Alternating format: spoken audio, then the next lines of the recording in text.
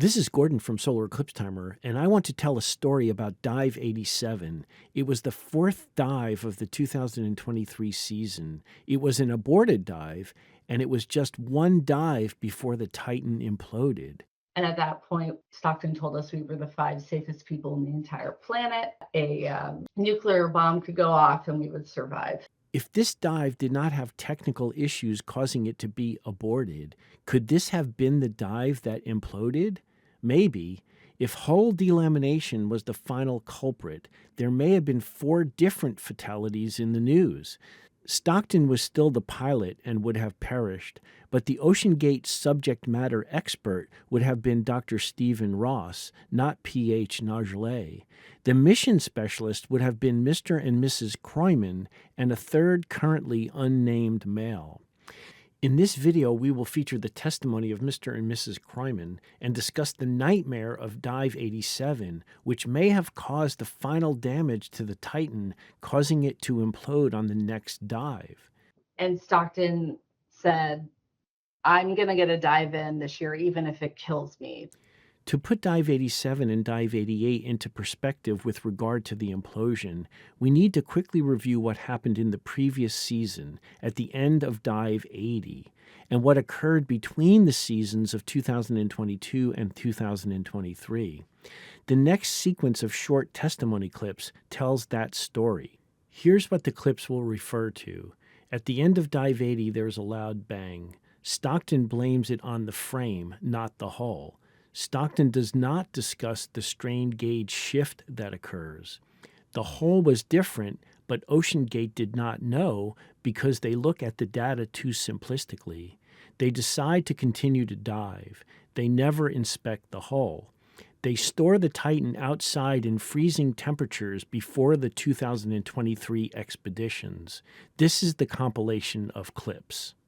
I think we were fairly close to the surface, but we were still underwater, and there was just a large bang or cracking sound. I was told that there was likely a shifting of the pressure hull in its steel or metal cradle that when it popped back into place could have made that loud noise. Stockton did make a comment about the cause of this loud bang, and he thought it was the frame adjusting to the sub. So what I looked for in strain data was the linearity with depth, that if it went nonlinear with the depth profile, that was something to be concerned about. I think the determination was for that Dive 80 that was quite small. The level shift that we saw, or the amplitude shift, was a relatively small movement. OceanGate strain data was typically, and perhaps always, plotted as a function of time.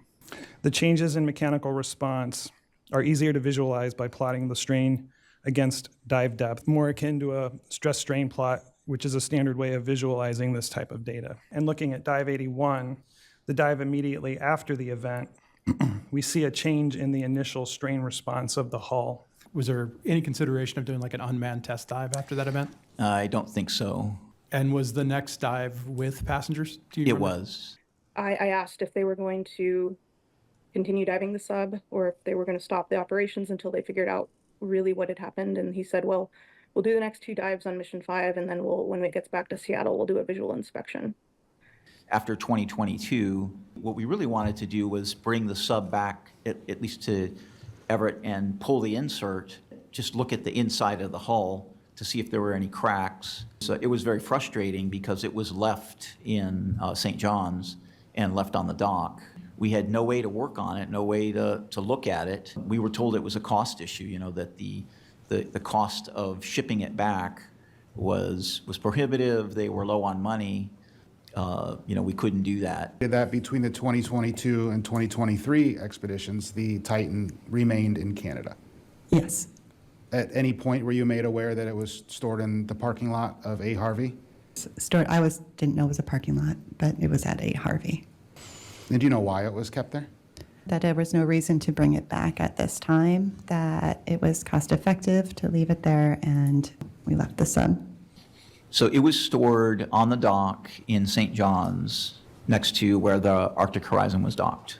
We moved it inside in February of 2023. We put it into the ROV shop at that time. Did anyone ever bring up to you Dive 80 where they heard the loud bang? No. No, I did not know anything about that until recent hearings. So that quickly summarizes the end of the 2022 season. Between seasons, there was no attempt at all to further inspect the hull for damage as it regarded the loud bang and the shift in strain gauge data. I guess Stockton thought everything was fine since they completed 3 more deep dives after Dive 80, 2 of which got to the Titanic. They heard no further bangs. And remember, because of the way OceanGate plotted their strain data, they were unaware that the hull was behaving in an odd way during dives 81, 82, and 83. As Stockton was doing a victory lap about the successful 2022 expedition, doing talks and giving interviews, the poor Titan sub was sitting outside in Canada during intermittent freezing weather. Regarding freezing temperatures, remember that Stockton covered the hull with Rhino Liner to prevent water intrusion. But it's not clear they had a way to recognize hidden water intrusion. If there is any unrecognized water intrusion into the carbon fiber or the clevis epoxy joint, and we don't know if there was, but if there was, we all know that the expansion of freezing water could have created problems. So the loud bang on Dive 80 and the potential hull damage is a variable that carried over to the 2023 season. But added to this is the new variable of storing the Titan in freezing temperatures in between seasons. Dive 88, the Implosion dive, was the first deep dive attempt of that season. But what if one of the earlier dives, 84, 85, 86, or 87, had good enough weather for a Titanic attempt? Would one of those have been the dive that imploded? Would a different crew have been killed? Could the Kroymanns have been killed on Dive 87? Now it's time to analyze the problems with the Kroymann dive. It is quite possible that severe damage happened to the Titan on the Kroymann dive, Dive 87. Let's listen to some Kroymann testimony. So as I mentioned, we had the 4 days of failed dives before our dive, and Stockton was getting very, very frustrated that he had not been able to get a successful dive in the entire season. And Stockton said, I'm going to get a dive in this year, even if it kills me, to which a person next to him who worked for OceanGate said, only if you do it safely. And he was like, ha, ha, ha, ha. Yeah, only if I do it safely. But I could tell that Stockton was really frustrated. The comment was made in jest, but you could, there was the emotion behind it. You could tell, like, the fact that there had not been a single successful mission that had had a dive the entire year was really starting to weigh on him. And so first off, we didn't actually ever go to the Titanic site. The weather over the Titanic was bad enough that they didn't want to go in that direction. So we decided instead to go to the edge of the continental shelf and try to do a dive in an undersea canyon. And once we were all in, they proceeded to close the dome, bolted it shut, and did all the bolting. And at that point, Stockton told us we were the 5 safest people on the entire planet, that a nuclear bomb could go off and we would survive. Then we would not be able to get out. So he would slowly turn off the oxygen and we would all fall asleep, which was not very comforting at that point. And then we started to do the dive. Flooded the platform, so it sank down to, I think it's about 30 feet underwater.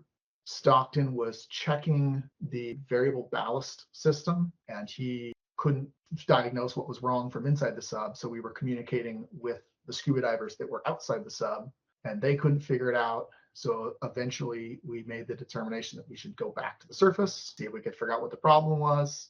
Hopefully it was something simple, and if so, then we would be able to continue the dive, and if not, then we would have to scrub the dive. What happened instead was I think the back valves weren't actually closed, and so hit all of the levers, which caused the front of the platform to flood with air. And so we were all braced at the front, and instead it just shot back at easily a 45-degree angle, it felt like. and very quickly went to the surface, which caused us all to go tumbling. We all tossed like laundry on the inside. It was. So it would have been dive 87. In the dive log, it stated that the LARS was partially flooded. That's on me. Because they're using this, an air pad, so because the titanium dome, it weighs basically a ton and a half.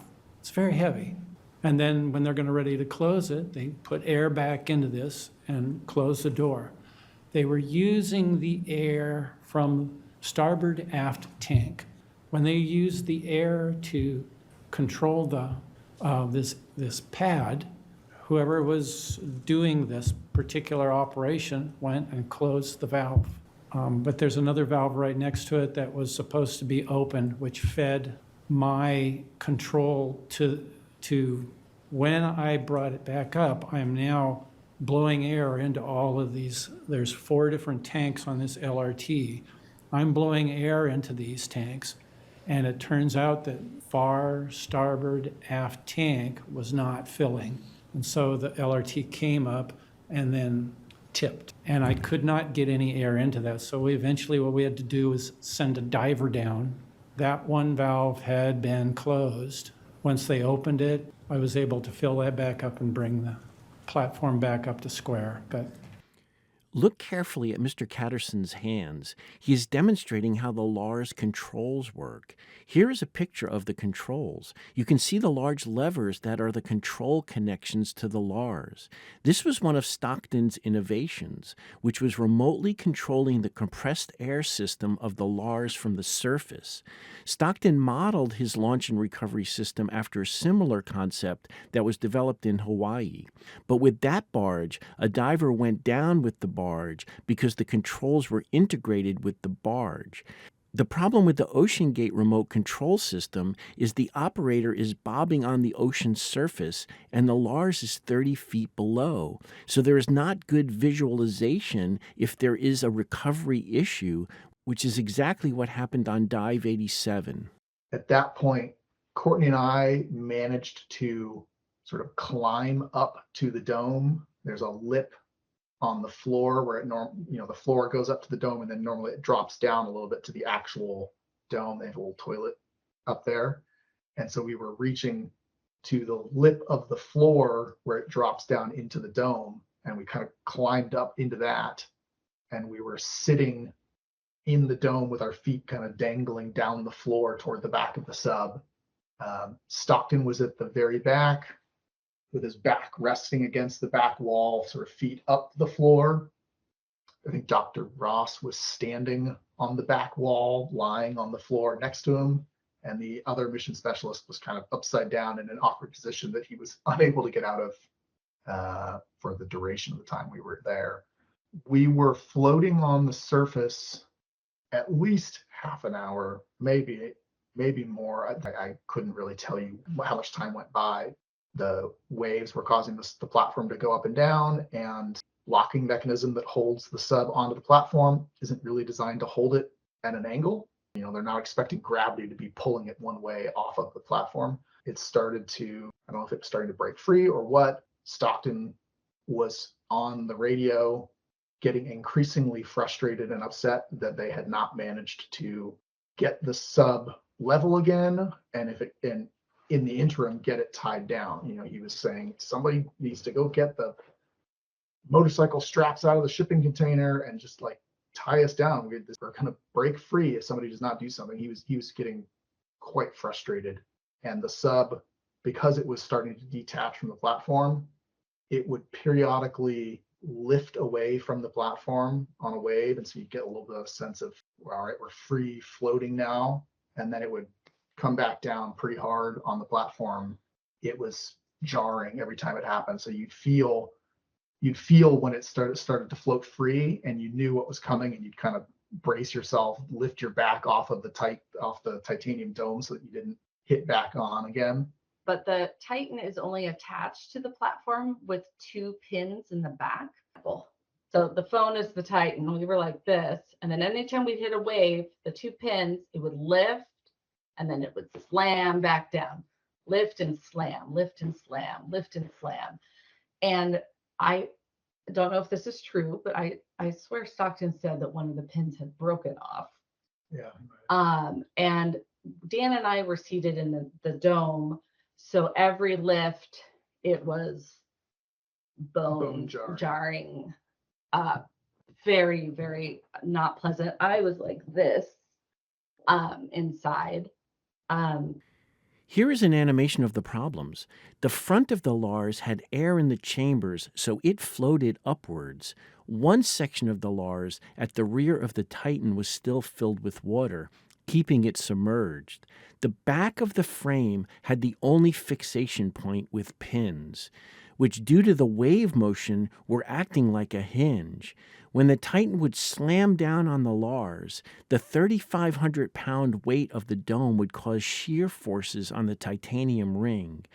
And because the center of gravity of the dome was probably a bit more forward, I suspect there would be some complex forces generated at the top of the ring pulling it forward.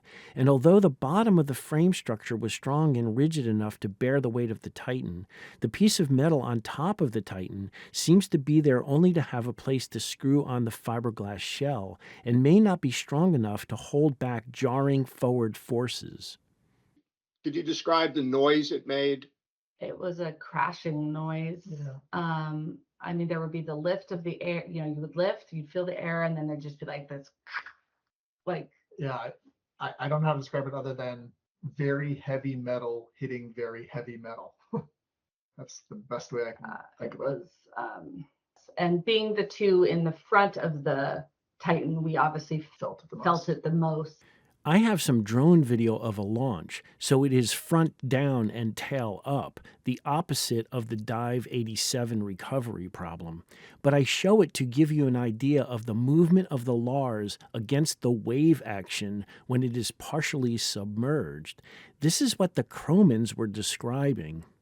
The Kroymanns describe bone-jarring slamming of the Titan into the LARS. Can you imagine the forces transmitted to the front of the sub? Remember, the sub is glued together at the rings. More about that in a minute. And we could look outside the window, which Dan said, and it was pretty terrifying. I wasn't scared for myself. The people outside on the platform, it was a small space. There was water. They're trying to use these straps to get us under control. It was very scary for me. I was really worried we were going to crush someone. Did they assure you that they would do an incident review and create an incident report about the issues that you experienced on Dive 87? No. The NTSB images of a recovered clevis show how uneven the epoxy bonding process was due to the manual application of the adhesive. This unevenness is not surprising when looking at the video of the first hull having the epoxy applied by hand. It was done the same way for the second hull. On this butt end of the hull, you can see the minute depth of the epoxy into the carbon fiber, showing the pattern of the plies. I've done 3 videos detailing the fabrication of the hull, and there are things that are certainly suspect. The loud bang heard on Dive 80 is significant, but the sub made 3 more deep dives after that incident. After hearing the Kroymann testimony, I have more concern about the implosion on the very next dive being due to water intrusion at the epoxy joint between the hull and the top of the titanium ring. And remember, there was already controversy about the rings and the epoxy joint due to the addition of lifting eyes to the rings, which were not in the original engineering design. Would either of you suspect that the impact that you experienced would potentially cause damage to either the LARS platform or the Titan submersible? I wondered about that. I feel like I posed that question to Stockton, I think. You did. And I think his response was that the pressure that it's under at depth is so much more force than what was happening on the surface, that he wasn't concerned. I am not a physicist. I don't know, but the amount of force that would be imparted by that large of an object decelerating instantly when it hits another large object. Like that's a lot of force. It seemed concerning to me. I definitely, after the accident, often thought about whether what we went through caused some kind of stress fracture in the hull or something. I've wondered that every day since. Yeah, we definitely posed that question to Stockton, and he told us that it was basically indestructible. So he wasn't concerned at all about the banging or the accident we had, that it was completely safe. Now, do you want to hear how close the Kroymanns came to being on the fatal dive, the next dive, Dive 88? And it was really frustrating that happened to us, because it obviously stopped our ability to do any sort of dive. So we sat down with Stockton and another OceanGate person, and they did offer us to stay on the ship and do mission 5. But we have small children, and we'd already been away from them for a long time, so we could not do that. If the Kroymanns did not need to return home to Seattle to their kids, and they accepted Stockton's offer to stay on the ship and do the next dive, they would have been on the deadly dive. The fatality list would have been Stockton Rush, Dan Kroymann, Courtney Kroymann, Dr. Stephen Ross, and some other mission specialist taking the third position. The final pending question is, did OceanGate attempt to inspect the hull after the trauma it took in Dive 87? And the answer is most likely not. What could they possibly do of any significance with a single night in port in St. John's before heading out to sea again the next morning? The following day, we were in transit back towards St. John's. Did they pull the LARS with the Titan on it, like up close, like right alongside the ship? Yes, it was right next to the ship, and our hotel room could actually look out on it. So we were able to see it that night and that morning when they left. I don't really know that anything happened, though.